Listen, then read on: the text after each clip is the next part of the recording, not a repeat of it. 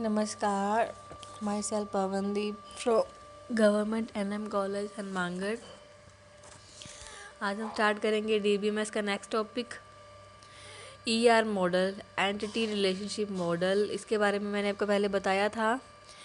ER model क्या होता है कि जब दो एंटिटीज़ के बीच में रिलेशनशिप बताई जाती है तो उसे कहते हैं ER model, entity relationship model. Entity क्या होती है? Collection of attributes. And attributes क्या होते हैं? The instances of an entity is called an attribute.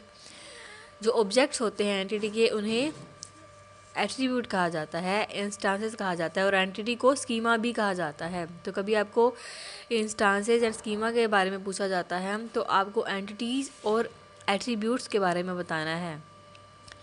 ER model एक एंटिटी रिलेशनशिप मॉडल है या एक हाई लेवल डेटा मॉडल है। इस मॉडल का यूज़ कोई स्पेसिफिक सिस्टम के लिए डेटा एलिमेंट्स और रिलेशनशिप को प्रोड्यूस करने के लिए किया जाता है। यह डेटाबेस के लिए एक कंसेप्चुअल डिज़ाइन जो है उसको प्रेफर करता है। यह डेटा के लिए एक बहुत ही इजी डिज़ाइन क्रिएट करता है। ईआर मॉडलिंग में डेटाबेस स्ट्रक्चर में एक एंटिटी रिलेशनशिप डायग्राम बनाया जाता है। मैंने आपको पहले भी बताया था कि जो ईआर रिलेशनशिप डिस्क्राइब हम करेंगे तो उसको डायग्रामेटिक रूप में दिखाएंगे। स्टूडेंट की रिलेशनशिप है टीचर से, तो जो रिलेशनशिप होगी वो किससे होगी? उनके किसी न किसी वे में, लाइक बुक्स, सब्जेक्ट्स, उनका कोई और कॉन्टैक्ट जिससे भी वो एक दूसरे से रिलेट करते हैं, वो उनके बीच की रिलेशनशिप मानी जाती है।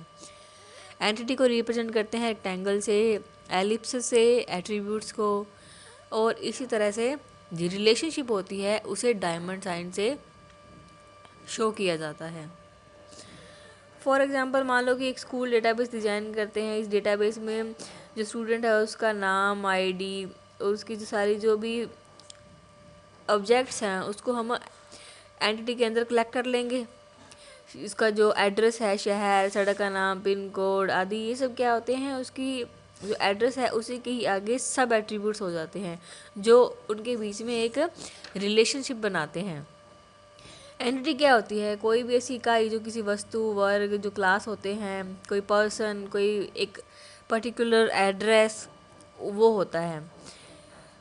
ईआर डायग्राम में जो एक एंटिटी होती है उसे रेक्टेंगल के रूप में दिखाते हैं, जैसे मैंने आपको पहले बताया था, और एक जो लाइक कलेक्शन उसके रूप में इसके एग्जांपल होते हैं, जैसे मैनेजर, प्रोडक्ट, एम्प्लॉयज़, जो हमारी एंटिटी को प्रोड्यूस करते हैं। इसका डायग्राम मैंने आपको बता दिया है, आप उसे भी देख सकते हैं और इस लेक्चर को सुन के आप उसे इजीली समझ सकते हैं। एट्रीब्यूट्स किसी जो भी एक हमारी जो एंटिटी होती है उसके जो एग्जांपल्स होते हैं उन्हें एट्रीब्यूट कहा जाता है। एक एट्रीब्यूट को जो रिप्रेजेंट हम करते हैं तो वो एक्लिप्स से करते हैं। एलिप्स कह लीजिए, एक्लिप्स कह लीजिए, प्रोनाउंसिएशन आपके अकॉर्डिंग कैसे भी कर सकते हैं आप। फॉर एग्जांपल स्टूडेंट की आईडी, कॉन्टैक्ट नंबर, नेम, ये सब क्या होते हैं? एट्रीब्यूट्स होते हैं। किसी एंटिटी की जो विशेषताएं होती हैं उसको प्रोड्यूस करने के लिए हम की एट्रीब्यूट का यूज़ करते हैं। यह एक प्राइमरी की को प्रोड्यूस करता है। प्राइमरी की क्या होती है? कीज़ के बारे में आपको मैं डीपली पहले अगले नेक्स्ट लेक्चर में बताऊंगी। अभी सिर्फ इतना बता देती हूँ कि प्राइमरी की क्या होती है।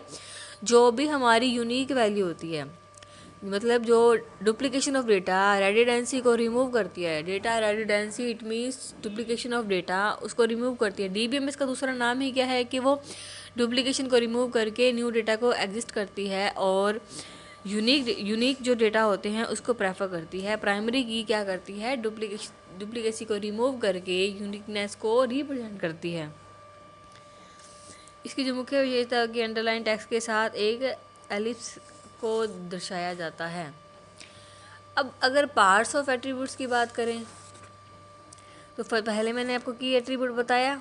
फर्स्ट था हमारा की एट्रीब्यूट, जो मैंने अभी आपको बताया कि प्राइमरी की को प्रेफर करता है, वो होता है की एट्रीब्यूट। लाइक सिंपल, जैसे स्टूडेंट की ID, phone number, name, age, ये सब क्या होते हैं? यूनिक होते हैं। बंदे का सिर्फ एक ही आईडी हो सकती है, नाम हो सकता है, उसका फ़ोन नंबर भी एक ही होगा और एज भी। मतलब जो उसकी यूनिकनेस को दिखाता है उसकी कोई डुप्लीकेसी नहीं होती है। नंबर दो नहीं हो सकते, अलग अलग हो सकते हैं नंबर, बट एक नंबर तो यूनिक तो एक ही रहेगा। आईडी उसकी एक ही रहेगी। आपका जैसे रोल नंबर है वो आपका है तो यूनिक है, वो आपका नाम है वो अलग है। और एज है वो अलग है, वो चेंज नहीं हो सकती है, या तो उसके सब पार्ट्स नहीं हो सकते या वो यूनिक होती है। सेकंड है कंपोजिट एट्रीब्यूट।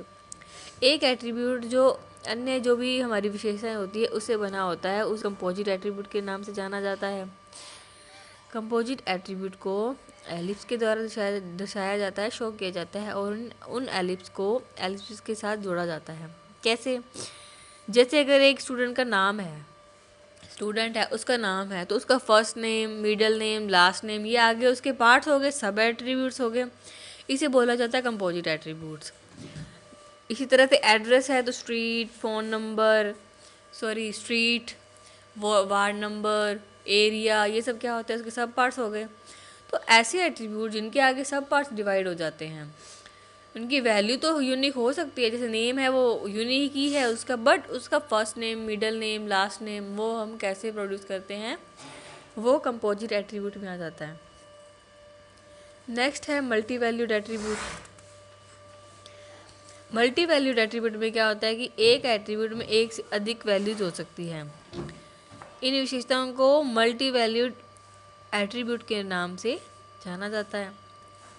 डबल ओवल का यूज़ करके हम मल्टी वैल्यूड एट्रीब्यूट को शो करवा सकते हैं। डबल ओवल मतलब एक तो एलिप्स का साइन हमने लगा लिया, फिर उसके ऊपर एक और एलिप्स का साइन, मतलब डबल एलिप्स का साइन लगा के हम मल्टी वैल्यूड एट्रीब्यूट को शो कर सकते हैं। लाइक एक पर्सन है, उसके फ़ोन नंबर्स एक से ज़्यादा हो सकते हैं, जरूरी नहीं है ना कि एक के पास एक ही फ़ोन हो, वो अपने फादर का नेम भी फ़ोन नंबर दे सकता है, अपना दे सकता है, अपनी मदर का होम नंबर एक्सेट्रा, मतलब इसी तरह से वो एक ही नंबर से उसका खुद का नंबर तो यूनिक होगा, हर एक का नंबर यूनिक होता है क्योंकि वो सेम नंबर हम किसी और को नहीं दे सकते, तो इसमें डुप्लीकेसी का तो कोई चांस है नहीं, बट वो नंबर एक से ज़्यादा किसी के भी दे सकता है, तो इसे डबल एलिप्स साइन से शो करवाया जाता है।